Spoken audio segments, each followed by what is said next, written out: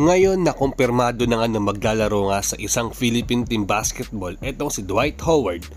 Possible ba na makapaglaro ang NBA champion at kilalang dominant center na si Dwight Howard sa PBA bilang import? At ano nga ba ang ginagawang hakbang daw ni Al Francis Chua para makapaglaro nga si Howard sa isang SMC team? At Jason Castro, nasaktan sa desisyon ng TNT dahil bibitawan din daw pala siya next conference kapalit niya ni Robert Bolick. Yan ang topic natin sa video na ito mga ka-sports. Tara at pag-usapan na natin yan. Madami nga ang nagulat sa pagpayag ni Dwight Howard na maglaro nga sa Philippine team. Strong group kasi ng Dubai na kung saan inaasahan na makasama nga siya nito nila Andre Blatch sa lineup at madami pang ibang players ang fina-finalize. Pero palaisipan nga kung makakapaglaro nga siya sa PBA na kung saan ang height limit nga lang sa liga ay 6'9" lang. Pero ayon sa iba ay 6'10" si Howard kapag suot niya ang kanyang sapatos.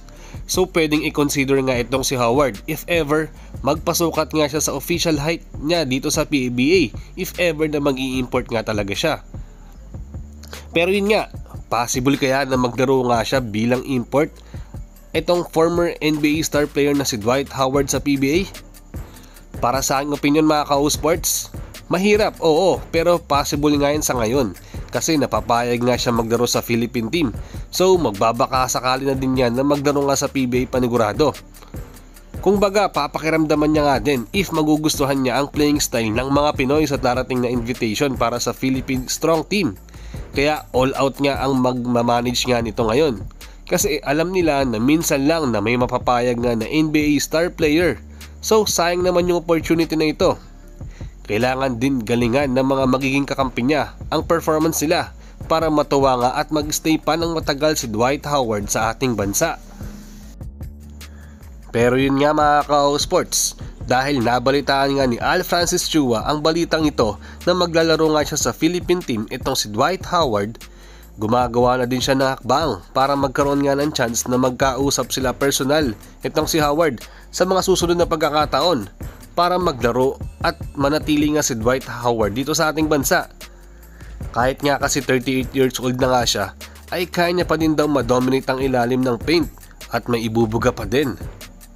Ayon nga sa rumors mga ka-sports, kasi if ever nga na makonvince sila na maglaro nga bilang import ng PBA itong si Dwight, ilalagay nga sa isang team na SMC para maglaro nga itong si Dwight ha. Alam niyo naman na dyan nga magaling si Al Francis Chua makipag-negotiate sa mga bigati na players at swerte din kapag nakuha nga nila. Kaya tingin ko if mapapayag nga talaga niyan, ay sa malamang sa Hinebra ito paglalaroin ni Chua. Kahit may salary cap nga tayo sa mga import, nagagawa niya naman ito ng paraan para maglaro nga ito. Basta gusto nga nila. Sa second topic natin mga ka-sports ay tungkol naman dito kay Jason Castro.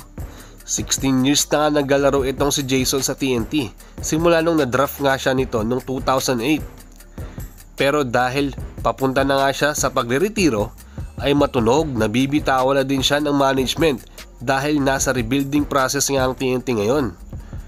Kumpirmado na kasi na magbabalik head coach itong si Chot Reyes next conference. Tapos si RR Pugoy inaasahan din na 9 months na hindi nga makakapaglaro dahil sa health issue naman. At habang kay Mikey Williams ay hindi pa din sigurado kung makakapirma na nga siya ng kontrata or tuluyan nang mawawala sa kumpulan nila. So madaming adjustment nga ang gagawin ng TNT management sa mga susunod na conference. Kaya ayon nga sa isang source ay bibitawan na din daw itong si Jason Castro papuntang NLEX Road Warriors kapalit ni Robert Bolick na bagong lipat nga lang sa kanila. Naging stopover nga lang daw ito ni Bolick dahil karamihan ng mga star player nga ng NLEX ay napupunta lang sa main team nilang TNT. Kaya labis na masasaktan nga daw dito si Jason Castro dahil after all ng ginawa niya na maging loyal sa TNT at pagtanggi ng mga offer ng ibang team dati ay ganito pa ang mapapala niya. Natulad nga lang siya dito kila Jimmy Alapag at Asi Taulava at kabilang na rin dyan si Rani Del De Ocampo at ibang key players dati ng TNT na binitawan at tinrade niya sa sister company nila. Ang gusto pa naman mangyari sana ni Jason Castro ay iretiro ang kanyang jersey number sa TNT dahil sa mga achievements na nagawa niya dito.